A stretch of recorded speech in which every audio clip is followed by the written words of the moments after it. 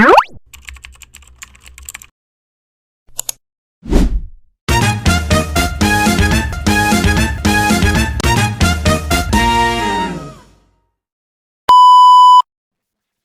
दोस्तों, स्वागत है आप सबका आपके अपने चैनल द पाठशाला पर। आज की वीडियो में हम एक्सरसाइज 8.1 ट्रिग्नोमेट्री क्लास 10th का एनसीईआरटी सॉल्यूशन करेंगे, जिसमें आप हर एक चीज को इन डेप्थ जानेंगे और रीजन के हिसाब से जानेंगे।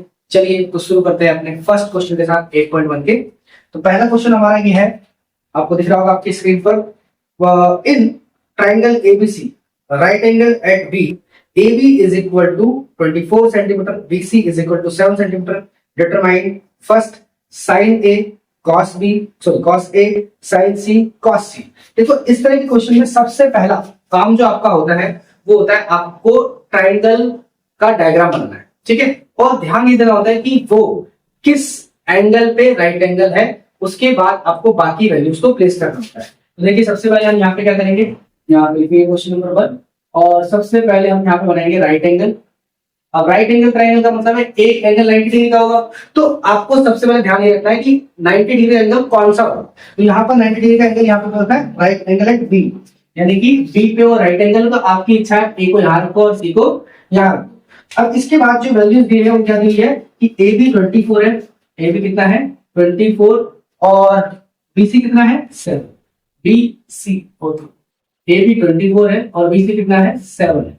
अब उसके बाद यहां पर बोला क्या गया हमसे, दो क्वेश्चन बोले, फर्स्ट साइन सी निकालना है और कॉस सी निकालना है, और सेकंड साइन ए निकालना है और कॉस ए निकालना है, ठीक है।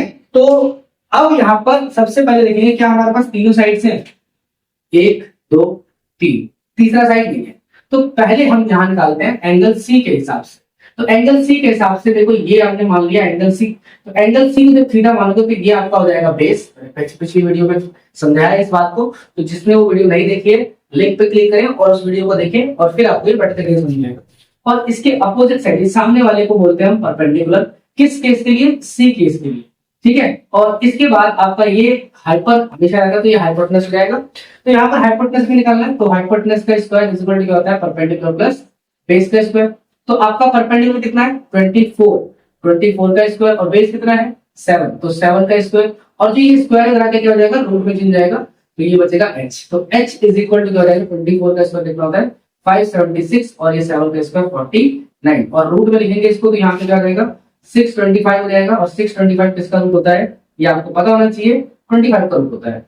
अब जब हम किसी भी, यहाँ पर एक छोटा सा नोट है आपके लिए कि अगर मैं किसी भी वैल्यू का रूट निकालता हूं, जैसे मान लो कि अगर मैं यहाँ पर ए स्क्वायर का रूट निकालता हूं तो यहाँ पे प्लस माइनस ए आता है, क्या आता है प्लस माइनस ए। तो हम यहाँ पर 25 क्यों ले रहे हैं, इसका रीजन ये है कि यहाँ पर ये ट्राइंगल है और ट्राइंगल में क्या यूज होती है लेंथ, और लेंथ कभी भी नेगेटिव नहीं होती है। लेंथ मास जितनी भी स्केलर क्वांटिटीज है वो कभी भी नेगेटिव नहीं हो सकती है, इस बात का ध्यान रखिए आप, ठीक है। तो यहाँ पर इसलिए हम इसको क्या लेते हैं h is equal to 25 plus में लेते हैं, तो h की वैल्यू 25 आ गई।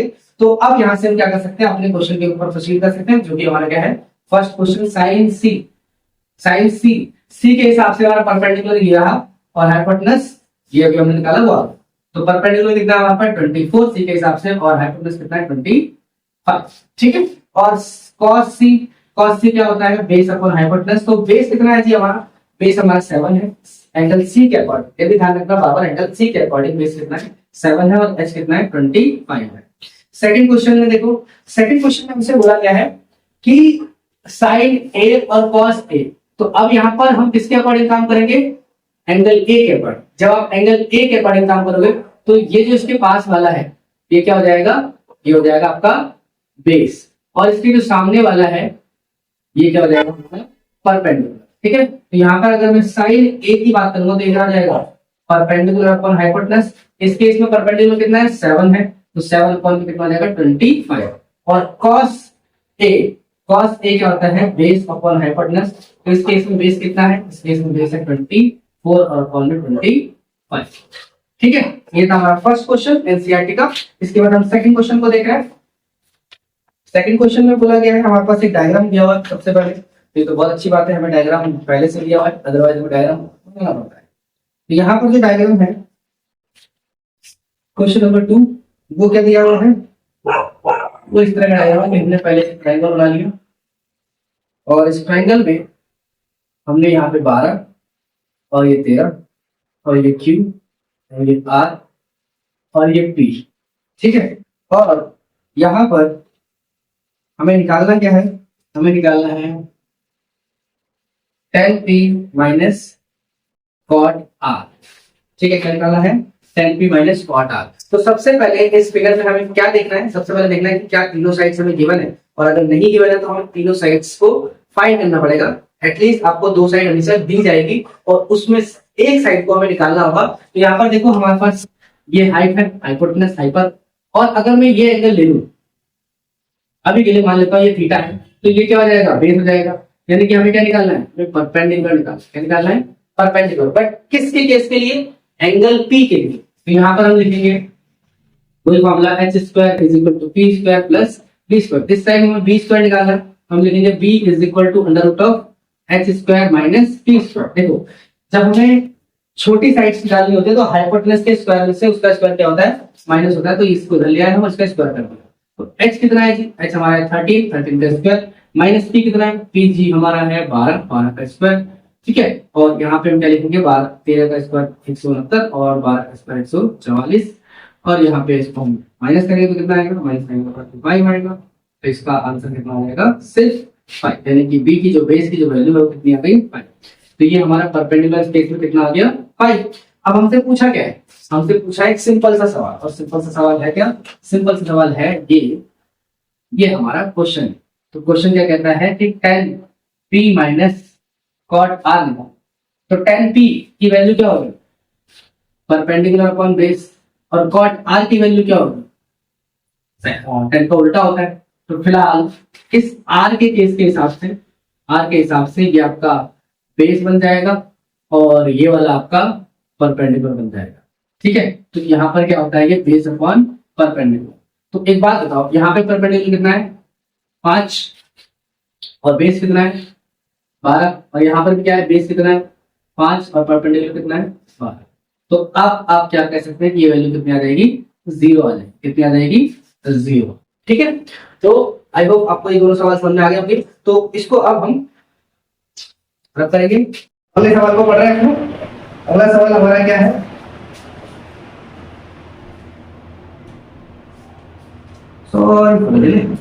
अगला सवाल हमारा है क्या है, हमारा अगला सवाल क्वेश्चन नंबर 3। क्वेश्चन नंबर 3 हमें क्या कहता है, क्वेश्चन नंबर 3 हमें कहता है कि क्वेश्चन नंबर 3 कहता है if sin A is equal to 3/4 calculate find cos A and tan A। देखो इस तरह के क्वेश्चन में आपका लॉजिक ये होना चाहिए कि पहले आपको पता होना चाहिए कि साइन ए किस साइड का रेशियो है, साइन ए किस साइड का रेशियो है। तो हम क्या करेंगे, हम यहाँ लिखेंगे सॉल्यूशन, यानी कि सॉल्यूशन, और लिखेंगे sine A is equal to, ये होता है परपेंडिकुलर अपॉन हाइपोटेनस। सेम काम हमारा, सबसे पहले हमें क्या बनाना है, ट्रायंगल बनाना है। इस केस में हमें इस पे 90 डिग्री देखने की जरूरत नहीं है, हमें ये देखना पड़ता है इसमें कि किस एंगल की बात की जा रही है। तो एंगल ए की बात की जा रही है, तो यहाँ पर आप एंगल ए प्लेस कर देंगे और इसे बी मान लेंगे और इसे सी मान लेंगे, वो आपकी इच्छा है। अब इसके अकॉर्डिंग ये बेस हो जाएगा और ये परपेंडिकुलर हो जाएगा और ये हाइपोटेनस हो जाएगा। तो परपेंडिकुलर कितना दिया हुआ है हमें, 3, और हाइपोटेनस कितना हो गया, 4, ठीक है। तो आप ये कह सकते हो कि ए के हिसाब से ये 3 है और ये कितना है, 4 है। हमारे पास क्या नहीं है, पहले बी नहीं है, तो हमें क्या निकालना है, पहले बी निकालना है। पहले क्या निकालना है बच्चों, बी निकालना है। तो बी निकालने के लिए हम क्या लिखेंगे यहाँ पर,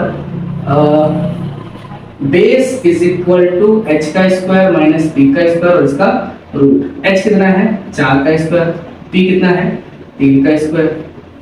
तो यहाँ पर क्या बचेगा, 4 का स्क्वायर 16, 3 का स्क्वायर 9, कितना बचा, 16 में से 9 बचे 7, यानी कि रूट 7। बी की वैल्यू कितनी आ गई, रूट 7 आ गई। तो हमसे जो सवाल किया गया है वो क्या है, वो ये है कि cos A क्या होगा। तो cos A क्या होता है, बेस अपॉन हाइपोटेनस। बेस कितना है हमारा, रूट 7, और हाइट कितनी है हमारी, हाइपोटेनस कितनी है, मतलब 4, ठीक है। और फिर यहाँ पे बोला गया tan A, तो tan A क्या होता है, परपेंडिकुलर अपॉन बेस, और परपेंडिकुलर कितना है, परपेंडिकुलर हमारा 3 है और बेस कितना है, ये है √7। ठीक है, तो ये हो गया हमारा तीसरा सवाल। आगे बढ़ते हैं अपने चौथे सवाल पर, क्वेश्चन नंबर 4 के बाद। तो क्वेश्चन नंबर 4 हमारा क्या कहता है, ये कह रहा है कि गिवन हमारे पास सेम ऐसा ही क्वेश्चन है, तो यहाँ बोला है कि 15 cot A is equal to 8 है। तो हमें क्या करना है, फाइंड करना है sin A and sec A को, sec A को और sin A को। देखो यहाँ पर भी हमारे पास cot A रेशियो है, लेकिन किस साइड का रेशियो ये पता करना है। तो सबसे पहले cot को अकेला करो। देखो एक तो बात ये ध्यान रखना कि जब हम ट्रिग्नोमेट्री या अलजेब्रा को सॉल्व कर रहे होते हैं तो वेरिएबल और ट्रिग्नोमेट्रिक रेशियो अकेले होने चाहिए। तो यहाँ पे cot अकेला नहीं है, तो पहले cot को अकेला बनाओगे। कैसे बनाएंगे, यहाँ लिखेंगे 8 और ये डिवाइड में कितना आ जाएगा 15, क्योंकि ये इसके मल्टीप्लाई में है, तो जो इधर मल्टीप्लाई में होता है डायरेक्ट क्या होता है, डिवाइड होता है। ठीक है, इस बात से बाकी में अच्छे से। अब फिर से हम एक ट्रायंगल की फॉर्मेशन करेंगे। ट्रायंगल की फॉर्मेशन करने का ध्यान देना है हमें कि किस एंगल की बात की जा रही है। तो यहाँ पर पता किस एंगल की बात की जा रही है, एंगल ए की बात की जा रही है, तो बी यहीं पर लिख दो और सी यहाँ पर लिख दो। तो ए के अकॉर्डिंग बेस ये हो जाएगा और परपेंडिकुलर ये हो जाएगा सामने वाला। तो अब इनकी वैल्यू क्या है, देखो अब ये आपको पता होना चाहिए कि cot A जो होता है उसकी वैल्यू क्या होती है, वो होती है बेस अपॉन परपेंडिकुलर, क्योंकि टेन का उल्टा होता है। तो अब बेस अपॉन परपेंडिकुलर मतलब बेस कितना हो जाएगा, ये 8 हो जाएगा और ये कितना हो जाएगा परपेंडिकुलर 15। तो हमें इस बार क्या निकालना है, हाइपर, यानी कि हाइपोटेनस जो हाइपर है उसे निकालना है। तो हाइपर को निकालने के लिए हम क्या करते हैं, सिंपल सी बात है, h² बराबर p² प्लस b²। तो यहाँ पर हम क्या करेंगे, h की वैल्यू के लिए p कितना है 15 का स्क्वायर, b कितना है 8 का स्क्वायर। अब इन दोनों को जोड़ देंगे स्क्वायर करके, तो स्क्वायर करो इसका, 15 का स्क्वायर 225 और इसका स्क्वायर 64, और दोनों को जोड़ो तो ये कितना हो जाएगा 9 और ये कितना हो जाएगा 8 और ये कितना हो जाएगा 2। तो ये किसका रूट होता है, ये होता है 17 का रूट। किसका रूट होता है 17 का रूट। और यहाँ पर मैं ये बताऊँ कि प्लस में क्यों लिया है, क्योंकि मैं इसको पहले बता चुका हूँ कि हाइट या आपकी स्केलर क्वांटिटी हमेशा पॉजिटिव होती है। क्या होती है, पॉजिटिव। इसलिए हम लिखेंगे h इक्वल टू 17 लेंगे प्लस में। तो अब हमारे पास h 17 आ गया। तो सवाल क्या किया इसने हमसे, सवाल किया है कि sin A निकालो। sin A क्या होता है, p अपॉन h होता है। तो इसकी वैल्यू क्या हो जाएगी, p की वैल्यू 15 ही है और h की वैल्यू कितनी आ गई 17 आ गई। तो ऐसे ही मैंने बोला sec A निकालो, तो sec cos का उल्टा होता है, तो हो जाएगा h अपॉन b। तो यहाँ पर क्या हो जाएगा, h कितना है 17 और b कितना है 8। सिंपल है, बहुत सिंपल है। ठीक है, अब मूव करते हैं अपने अगले क्वेश्चन की तरफ। अगला सवाल है हमारे पास क्वेश्चन नंबर 5। क्वेश्चन नंबर 5 क्या कहता है, क्वेश्चन नंबर 5 कहता है कि अगर sec theta is equal to 13/12 है तो कैलकुलेट अदर रेशियोज। ठीक है, हम बाकी रेशियो निकाल लें। तो पहला काम ट्राइंगल ड्रॉ करना, ट्राइंगल में थीटा मान लेना, थीटा के अकॉर्डिंग बेस ये, परपेंडिकुलर ये, और ये कुछ ही मान लो ए बी सी होता है आपकी चेक बस आपको थीटा पे ध्यान देना। ठीक है, तो इन्होंने हमारे पास जो वैल्यू दी है वो सेक की दी है। अब सेक क्या होता है, कॉस का उल्टा होता है। तो सेक थीटा क्या हो जाएगा, हाइपोटेनस अपॉन बेस हो जाएगा। यानी कि हाइपोटेनस कितना हो गया 13 और बेस कितना हो गया 12 हो गया। ठीक है, तो इसे मैं क्या ले लूंगा 12 और ये क्या हो जाएगा 30। तो हमें इस बार क्या निकालना है, p निकालना है। तो p बराबर क्या होगा, h का स्क्वायर माइनस b का स्क्वायर, क्योंकि h स्क्वायर बराबर क्या होता है, ये होता है p square plus b square. तो मुझे ये निकालना है, तो इसको माइनस में ले जाऊंगा प्लस का है तो, और रूट कर दूंगा। तो यहाँ पर h कितना है 13 है और इसका स्क्वायर कर देंगे, b कितना है हमारे पास 12 है, तो इसका स्क्वायर कर देंगे, हो जाएगा 169 माइनस 144 और अंडर रूट करो। तो यहाँ माइनस करो कितना आएगा 25 का रूट करो तो कितना आएगा, p बराबर ओनली 5। अब ये 5 आ गया, तो क्या हम बाकी इसको निकाल सकते हैं, जी बिल्कुल निकाल सकते हैं। तो एक एक करके निकालते हैं। अब हमारे पास सबसे पहले साइन दिया हुआ, तो साइन ए क्या होता है, क्या होता है भाई परपेंडिकुलर अपॉन हाइपोटेनस। तो परपेंडिकुलर कितना आ गया, परपेंडिकुलर आ गया 5 और ये है 30। कॉस ए क्या होगा, सेक का उल्टा यानी कि 12/13।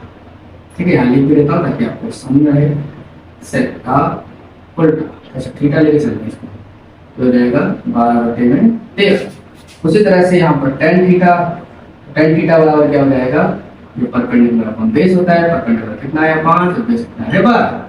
cot थीटा tan का उल्टा होता है तो हो जाएगा 12/5। उसी तरह से cosec थीटा साइन का उल्टा होता है, तो साइन कितना है, उसका उल्टा हो जाएगा फर्स्ट। ठीक है, अब हम मूव करेंगे अगले सवाल की तरफ। अगला सवाल है सवाल नंबर 6 और ये इंपॉर्टेंट क्वेश्चन कह सकते हैं उसका, क्योंकि इस क्वेश्चन में थोड़ी सी जान है। क्यों जान है, क्योंकि इन्होंने बोला है कि angle A and angle B are acute angle और हमें सच दैट दिया हुआ है। जो भी सच दैट के बाद लिखा होता है वो हमें गिवन होता है, इस बात को ध्यान रखना। सच दैट के बाद कुछ भी लिखा हो तो वो गिवन होता है, और उसके बाद हमें लिखा है कि फाइंड या शो दैट, हमें शो करना है कि एंगल ए बराबर एंगल बी। देखो यहाँ पर भी सबसे पहले हमें किस पे ध्यान देना है, हमें ध्यान देना है सबसे पहले ट्राइंगल बनाने पे। तो ट्राइंगल बनाएंगे, अक्यूट एंगल क्या होता है, इसका मेजरमेंट 90 डिग्री से कम होता है, तो वो एक हो जाएगा ए, एक हो जाएगा बी, ये दोनों अक्यूट एंगल होंगे, क्योंकि तीनों एंगल का सम क्या होता है हमेशा 180 डिग्री होता है। और एक angle right angle triangle 90 degree का होता है, तो बाकी बचे दो का सम कितना होगा 90 होगा, तो दोनों अक्यूट है, तो ए और बी लिख देंगे, एक यहाँ पे बी और यहाँ पे ए। अब इसके अकॉर्डिंग बेस क्या हो जाएगा, ये हो जाएगा, और परपेंडिकुलर क्या हो जाएगा, ये हो जाएगा, और हाइपोटेन्यूज फिक्स होता है, आपको पता है क्योंकि वो हाइपर है। अब बेस बी के अकॉर्डिंग बेस ये हो जाएगा और परपेंडिकुलर ये हो जाएगा, लेकिन हाइपोटेन्यूज तो हमारा फिक्स है भाई साहब, क्योंकि ये किसी की बात नहीं मानते हैं, किसी की बात नहीं मानते हैं। तो आगे बढ़ते हैं हम। अब आगे देखो cos और cos a और cos b को बराबर बोला गया है, तो पहले हम यहाँ पे लिख देते हैं cos a cos b। अब एक बात बताओ, cos क्या होता है, बेस अपॉन हाइपोटेन्यूज होता है, तो इसे बेस 1 मान लो, क्योंकि यहाँ पर ये बेस है। ठीक है, इसके लिए इसको बेस 1 मान लो और इसको बेस 2 मान लो, और यहाँ पर क्या होगा बेस 2 अपॉन हाइपोटेन्यूज। तो अब बेस 1 कितना है, ये है हमारे पास a इंटू सी, और हाइपोटेन्यूज कितना है, ये है ए बी, और यहाँ पर बेस 2 कितना है, ये है बी सी, और ये ए बी। अब एक बात बताओ कि भाई ए बी से ए बी कट जाएगा क्योंकि सेम है, तो यहाँ पर क्या आ गया, यहाँ पर आ गया कि AC is equal to BC। और एक बात और बताओ कि जब किसी एक ट्रायंगल में दो साइड बराबर हो तो उस ट्रायंगल को हम क्या कहते हैं, आइसोस्केलेटल ट्रायंगल बोलते हैं। क्या बोलते हैं, आइसोस्केलेटल ट्रायंगल, यानी हिंदी में बोलते हैं समद्विबाहु त्रिभुज। यानी ये जो ट्रायंगल बन रहा है हमारे पास, ये कुछ इस कैटेगरी का होगा कि ये 90 डिग्री और ये वाली साइड बराबर। और आइसोसेलेस ट्रायंगल की प्रॉपर्टी के अकॉर्डिंग उसके जो इक्वल साइड्स हैं, इक्वल साइड्स के अपोजिट वाले एंगल्स जो होते हैं वो आपस में इक्वल होते हैं, और एक कौन से हैं, एक ए है और एक बी है। तो यहाँ पर हम क्या बोल देंगे, angle A is equal to angle B, क्योंकि triangle A B C is iso triangle. ठीक है, आगे होगी बात समझ में आपके। तो अब जरा अगले क्वेश्चन को मूव करते हैं, और इस तरह के क्वेश्चन को करने के लिए आप हमारे एनसीईआरटी में जो एग्जांपल है उसको फॉलो कर सकते हैं। अब अगला क्वेश्चन है क्वेश्चन नंबर 7। क्वेश्चन नंबर 7 क्या कहता है, क्वेश्चन नंबर 7 कहता है कि अगर cot थीटा बराबर 7/8 है तो हमें एवेल्युएट करना है 1 प्लस साइन थीटा और 1 माइनस साइन थीटा, और अपॉन में 1 प्लस कॉस थीटा और 1 minus cos theta. Second question हमें सॉल्व करना है cot स्क्वायर थीटा इनकी वैल्यू। ठीक है, तो देखो सेकंड क्वेश्चन तो बड़ा ही सिंपल है, मतलब इसी का सेकंड क्वेश्चन। बट सबसे पहले हमारा प्रॉब्लमेटिक कहाँ पे है भाई, cot थीटा। तो सबसे पहले हमें ट्रायंगल ड्रॉ करना पड़ेगा और इसको थीटा मानना पड़ेगा, और यहाँ पर थीटा क्या पड़ेंगे बेस और ये परपेंडिकुलर। हमें बखूबी पता है कि cot थीटा क्या होता है, बेस अपॉन परपेंडिकुलर होता है। तो बेस कितना हो जाएगा 7 और परपेंडिकुलर कितना होगा 8, तो हमारे पास क्या हाइपोटेनस। तो साइड में को हम क्या करेंगे, हाइपोटेनस निकाल लेंगे, जो कि कैसे आता है p square plus b square करके आता है। तो p square plus b square, तो p स्क्वायर कितना है पी स्क्वायर है 8 का स्क्वायर, बी स्क्वायर कितना है, ये 7 का स्क्वायर, दोनों को जोड़ी और ये 64 और ये 49, तो ये कितना हो जाएगा, ये हो जाएगा 113, कितना हो जाएगा ये 113, तो h की वैल्यू कितनी आ गई, 113 आ गई। अब यहाँ से हमें पहले साइन इस वाले को निकालेंगे फिर इस वाले को निकालेंगे। तो आप सिंपली अगर यहाँ पे देखें फर्स्ट क्वेश्चन को, तो यहाँ पे क्या है, साइन थीटा प्लस 1 और यहाँ पे 1 माइनस साइन थीटा, और नीचे क्या है 1 प्लस कॉस थीटा और 1 माइनस कॉस थीटा। ठीक है, अब देखो यहाँ पे आपको लग रहा है कि a प्लस बी और a माइनस बी का फॉर्मूला लगा है यहाँ पे, और यहाँ पे भी a प्लस बी और a माइनस बी का फॉर्मूला लगा है, तो इसे मैं क्या कर सकता हूँ 1 माइनस साइन स्क्वायर थीटा और यहाँ पे 1 माइनस कॉस स्क्वायर थीटा। अब सबसे पहले हम साइन थीटा और कॉस थीटा की वैल्यू लिखेंगे इस वाली इक्वेशन में, और यहाँ पे हमारा इसका आंसर आ जाएगा। तो 1 माइनस साइन थीटा क्या होता है, परपेंडिकुलर टू हाइपोटेनस, तो परपेंडिकुलर कितना है जी हमारा, वो है हमारा परपेंडिकुलर 8 है, और हाइपोटेनस कितना है जी हमारा, यह है 113, तो इसका स्क्वायर कर देंगे और नीचे लिखेंगे 1 माइनस ये 7 अपॉन रूट में 113 का होल स्क्वायर, तो ये हो जाएगा 1 माइनस 8 का 64 और यहाँ पे 113 डिवाइडेड बाय 1 अपॉन 1 ये 49 डिवाइडेड बाय 113।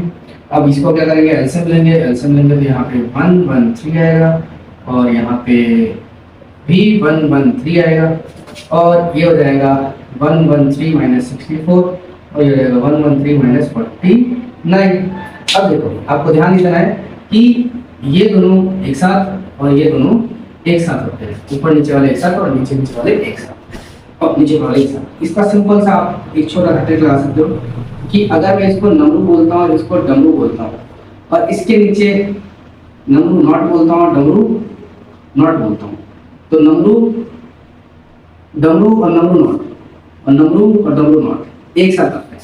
ठीक है, तो यहाँ पर देखो ये इस तरह से लिख सकते हैं हम इसको कि 49 मल्टीप्लाई 113 और 113 इंटू 64, इसको घटाएंगे तो 64 आएगा, इसको घटाएंगे तो 49 आएगा, तो 113 से 113 कैंसिल और इसका आंसर आएगा 49 अपॉन 64।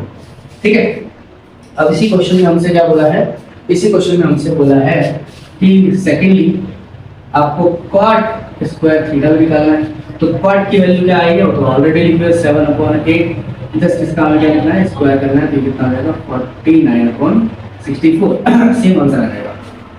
अब क्वेश्चन नंबर 8 को पढ़ेंगे हम। क्वेश्चन नंबर 8 भी कुछ इसी टाइप का है। क्वेश्चन नंबर 8 में बोला गया है cot 3 cot a is equal to 4, then find, check करना है इसमें हमें कि 1 माइनस 10 स्क्वायर a और 1 प्लस 10 स्क्वायर a बराबर है cos square a minus sine square a की के नहीं। ठीक है, तो सबसे पहले हम यहाँ पे रूट पार्ट बनाएंगे और आपका एक ट्राइंगल बनाने के बाद आप इसको थीटा मानेंगे और ये लिख देंगे cot a is equal to base upon perpendicular, तो ये आपका a हो गया, ये b हो गया और ये c हो गया, ये आपका परपेंडिकुलर हो गया और ये आपका बेस हो गया और ये तो आपका हाइपोटेनस है। सेम यहाँ पे प्रॉब्लम क्या है कि cot a is equal to 4/3 divide में, तो यहाँ पे मल्टीप्लाई हो जाएगा, तो 4/3 ये बेस अपॉन परपेंडिकुलर हो गया, तो इस केस के लिए हम बोल सकते हैं कि हमारा बेस जो है वो 4 है और परपेंडिकुलर जो है वो 3 है। हमें निकालना क्या है, h निकालना है, क्या निकालना है, h। तो h निकालने के लिए क्या करते हैं, h is equal to under root of p square plus b square, तो p कितना है, p है हमारा 3 का स्क्वायर और b कितना है, ये हमारा 4 का स्क्वायर, तो 3 का स्क्वायर 9 और 4 का स्क्वायर 16 और ये कितना आ जाएगा 25, ये कितना आएगा, h की वैल्यू कितनी आ गई 5, ये h की वैल्यू 5 आ गई।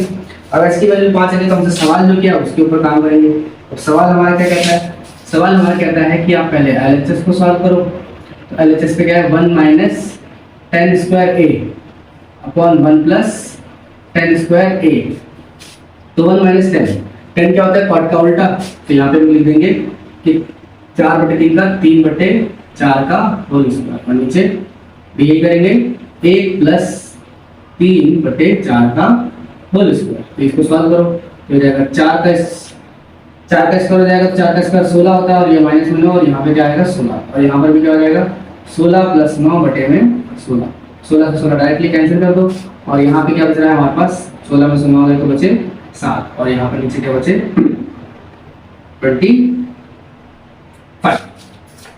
ठीक है, ये आ गया हमारे पास 25। अब यहाँ पे RHS को सॉल्व करेंगे इसी तरह से।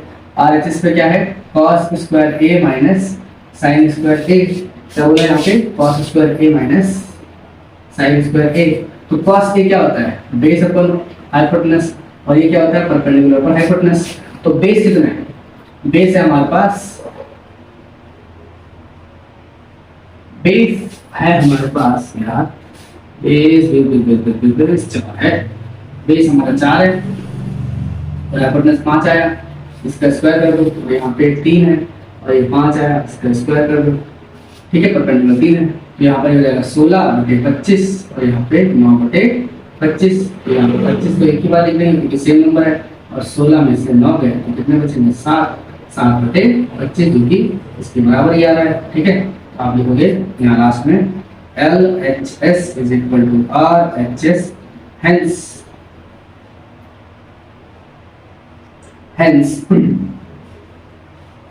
the given equation is true। ठीक है, given equation is true। ठीक है, तो आई होप ये क्वेश्चन आपको समझ में आया होगा। आप सिंपली चाहे तो यहाँ से स्क्रीनशॉट भी ले सकते हैं और यहाँ पे जो ट्रिक्स है उसको भी देख सकते हैं और अपने दोस्तों को भी बता सकते हैं। और इसके बाद जो 8.2 का सॉल्यूशन होगा वो हम अगली वीडियो में डालेंगे। ठीक है, और इसके बाद के सवाल है उसको डिस्कस कर लेते हैं जो क्वेश्चन बचे बस। तो भाई नेक्स्ट क्वेश्चन हमारा क्वेश्चन नंबर 9। क्वेश्चन नंबर 9 क्या कहता है, वो कहता है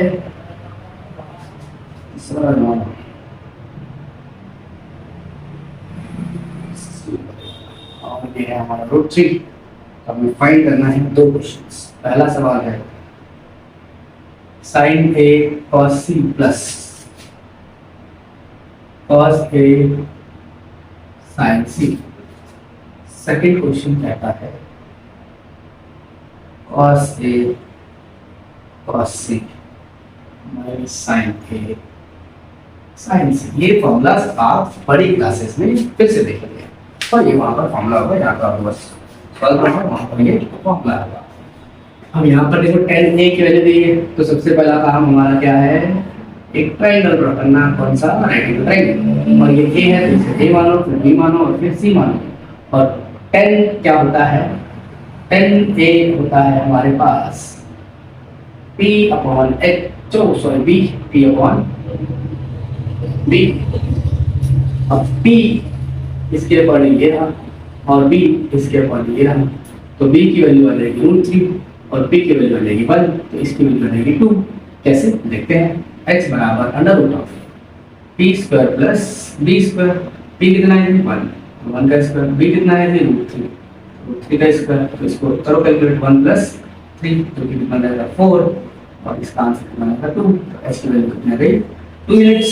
अब 2 यूनिट का भी तो हमारे पास क्या लिखा हुआ है, साइन निकालना है। तो पहले क्वेश्चन को लिखो, first question sin a cos c plus cos a sin c। अब यहाँ पर मैं छोटी सी चीज आपको समझाऊंगा। a के अकॉर्डिंग तो आपका परपेंडिकुलर यही है और बेस यही है, लेकिन अगर मैं sin c बोल दूंगा तो ये इंटरचेंज जाएगा।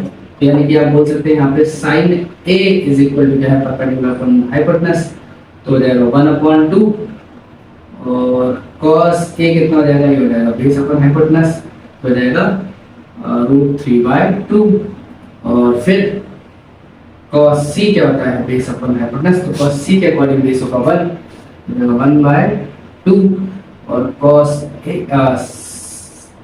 जगह sin c। sin c क्या होता है परपेंडिकुलर अपॉन हाइपोटेनस, तो c के अकॉर्डिंग परपेंडिकुलर ये है तो p/h तो जो हो जाएगा √3/2। अब यही वैल्यू यहाँ पे लिखेंगे हमें, तो sin a की वैल्यू कितनी है हमारे पास 1/2 इनटू cos c की वैल्यू कितनी है 1/2 प्लस cos a की वैल्यू कितनी है हमारे पास √3/2 और sin c की वैल्यू कितनी है हमारे पास वो है √3/2। तो देखो यहाँ पर ये ध्यान रखना है कि बीच में बड़ा सा प्लस का निशान, क्या ध्यान रखना है, बीच में बड़ा सा प्लस का निशान।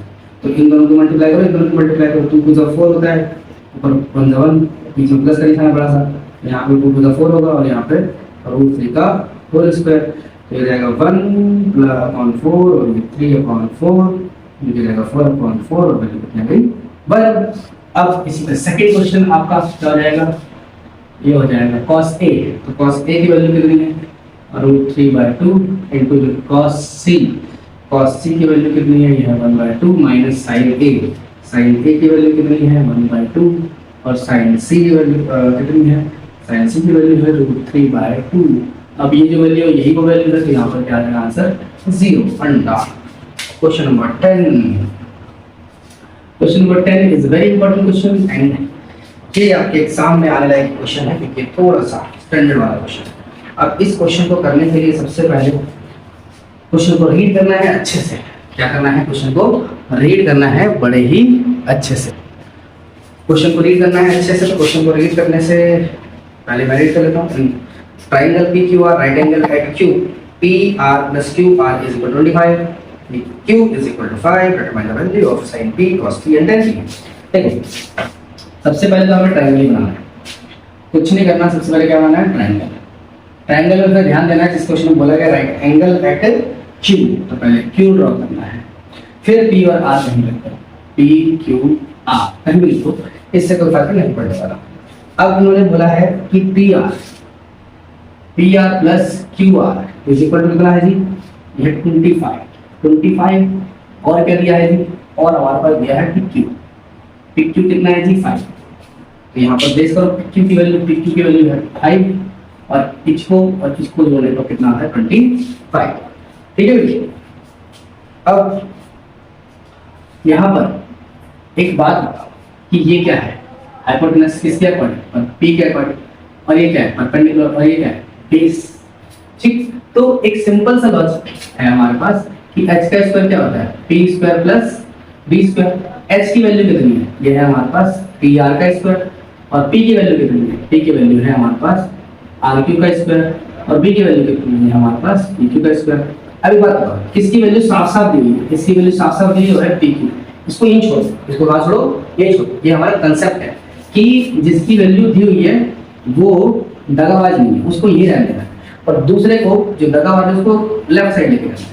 तो पी क्यू यही रहने दिया, और ये पी आर के स्क्वायर में से आर क्यू का स्क्वायर या क्यू आर का स्क्वायर माइनस में।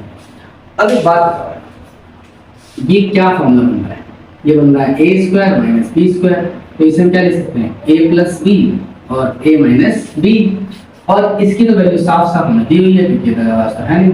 यहाँ पर क्या लिखेंगे 5 का square is equal to a plus B minus B, यानी कि P R plus Q R और P R minus Q R. अब इनमें से किसकी वैल्यू दी हुई है आपको दिख रहा है, इनमें से इसकी वैल्यू दी हुई है, तो ये कितनी दी हुई है 25, और ये P R minus Q R, और यहाँ कितनी दी हुई है 25 हो जाएगा 5 का स्क्वायर। तो एक सिंपल सी बात है, ये इससे कैंसिल, यहाँ बचा 1 और यहाँ बचा P R minus Q are. ठीक है, तो इसको आप मान लो इक्वेशन नंबर 2, और हमें पहले वाले भाई साहब ये इसको मान लो क्वेश्चन नंबर 1। फिर ध्यान दो फ्रॉम 1 एंड 2 क्या हो जाएगा, P R plus Q R is equal to 25, और यहाँ पर रहेगा P R minus Q R is equal to 1। अब ये जो वैल्यू है ये ऑलरेडी प्लस और माइनस में अपोजिट साइन वाला, तो हम क्या करते हैं कैंसिल कर देते हैं, और इन दोनों को जोड़ देंगे तो प्लस क्या हो जाएगा 2pr इज इक्वल टू 25 और 26, 25 और 26, 2 से काटो, यहाँ से हम बोल सकते हैं कि pr बराबर 13 आ गया। कितना आ गया 13। pr की वैल्यू जब 13 आ गई तो हमारे पास बाकी वैल्यू निकलनी शुरू हो जाएगी। pr की वैल्यू 13 आ गई, किसी भी इक्वेशन में, तो चाहे आप इस वाले में, तो चाहे इस वाले में, तो pr की वैल्यू अगर मैं इसमें रखता हूँ तो qr की वैल्यू क्या होगी 25 माइनस 13, जो कि qr की वैल्यू कितनी आ जाएगी 12 यूनिट्स। कितनी यूनिट्स आ जाएगी 12 यूनिट्स। अब जो वैल्यू हमसे बोली है वो निकाल सकते हैं। क्या क्या वैल्यू बोली है, हमने बोली है साइन p बोली है। साइन p क्या होती है, p/h होती है। तो हम क्या लिखेंगे यहाँ पे p की वैल्यू कितनी आई है, p क्या था हमारे पास, p हमारे पास था qr कितना आ गया 12, और एच कितना है इसमें फिर से हमारा एच कितना है हमारे पास पी आर की वैल्यू 13 और cos p होता है बेस अपॉन हाइट, तो बेस कितना है हमारे पास, बेस तो 5 पहले से दिया हुआ है, हाइपोटेनस 13 हो गया और tan p is equal to क्या होता है परपेंडिकुलर फ्रॉम बेस, परपेंडिकुलर 12 और बेस 12 15।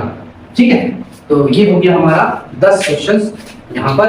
और जो आखिरी क्वेश्चन बचा है हमारा वो ट्रू और फॉल्स है, तो उसको डिस्कस करेंगे और समझेंगे ऐसा क्यों और कैसे होता है, वो करते हैं आगे। नेक्स्ट क्वेश्चन, अब स्टेट वेदर फॉलोइंग ट्रू और फॉल्स, जस्टिफाई। फर्स्ट क्वेश्चन हमारे पास ये है कि the value of 10a always less than 1। पहला क्वेश्चन क्या है, 10a हमेशा 1 के बराबर होगा। ठीक है, आप ऐसे कह लो कि 1 से लेस देन बोला गया, कम होगा, यानी कि 1 की वैल्यू हमेशा क्या होगी, बड़ी होगी। कैसा हो सकता है, एक छोटा सा एग्जांपल लेके देखते हैं। ठीक, लेट्स सपोज मैंने एक ट्रायंगल ड्रॉ किया और सबसे सिंपल मैंने कहा कि ये बेस है तो 3 है, इसको मान लिया मैंने 4 और इसको मान लिया मैंने 5। ठीक है, और ये मान लिया मैंने थीटा, क्या मान लिया मैंने इसको थीटा। चलो ये भी लिख देते हैं ABCD डजंट मैटर। तो अब एक बात बताओ, अगर मैं 10a लिखूंगा यहाँ पे तो ये क्या होगा, p अपॉन b होगा, जिसकी वैल्यू क्या होगी 4/3। क्या 4/3 की वैल्यू 1 से कम होगी? तो आप बोलोगे जी नहीं, बिल्कुल नहीं। तो ये जो स्टेटमेंट है हमारी, ये क्या हो जाएगी, ये हो जाएगी फॉल्स, फॉल्स। ठीक है, second, sec a is equal to, second question बोला गया है sec a is equal to 12/5 for some value of angle a, for some value of angle a। अब देखते हैं सेम फिर से वही करते हैं। अब ये बताओ सेट a क्या होता है, cos का उल्टा। तो अगर a है, b a है, c a है, तो ये क्या होगा, बेस और हाइपोटेनस दिया होता है सामने वाला परपेंडिकुलर। तो सेट a क्या होता है, हाइपोटेनस अपॉन बेस। हाइपोटेनस कितना है 12 और ये कितना है 5। तो ये वैल्यू हो सकती है कि नहीं हो सकती, बिल्कुल हो सकती है। तो आपका क्या हो गया ट्रू। ठीक है, फिर थर्ड क्वेश्चन बोला गया है cos is arbitrary of cosecant, बिल्कुल सही है, ऑफ एंगल a। ये भी क्या हो जाएगा ट्रू। क्या ये तो दूसरा सवाल ये था। क्वेश्चन नंबर 4 है कि भाई cot a जो है प्रोडक्ट है cot का और a का, ये फॉल्स है। ये प्रोडक्ट नहीं होता, ये रेशियो होता है एंगल के अकॉर्डिंग। हम लेंथ के रेशियोज को लेते हैं, तो cot a जो है रिप्रेजेंट करता है एंगल a को, और एंगल a रिप्रेजेंट करता है अपने हिसाब से बेस को और परपेंडिकुलर को, क्योंकि हाइपोटेनस तो हाइपर है तो वो तो हमेशा सेम ही रहेगी। खत्म। ठीक है, ये हो गया first. Fifth value sin a 4/3, ये भी क्या होगी, फॉल्स होगी। रीजन यहाँ पे फिर से देते हैं, एक सेम एग्जांपल लेते हैं कि अगर मैं यहाँ पे a लिखूं और यहाँ पे b लिखूं, 90 डिग्री और ये c, तो एक बात बताओ, h b और p, sin थीटा की वैल्यू क्या होती है, sin a की वैल्यू क्या होती है, perpendicular to hypotenuse. And you very well know that कि h is always greater than p and h is also greater than p। तो h कहाँ है sin के रेशियो में, नीचे। तो यानी कि हम ये कह सकते हैं इस वाले सवाल में कि sin की वैल्यू कभी भी 1 से बड़ी नहीं हो सकती। यानी कि आप यहाँ पे ये बात लिख लोगे, sin theta and cos theta की वैल्यू हमेशा छोटी या बराबर होगी 1 के, और हमेशा बड़ी या बराबर होगी 0 के। और इस के साथ आप ये भी कह सकते हो कि tan की, sec की और cot की और cosec की वैल्यू 1 से बड़ी हो सकती है।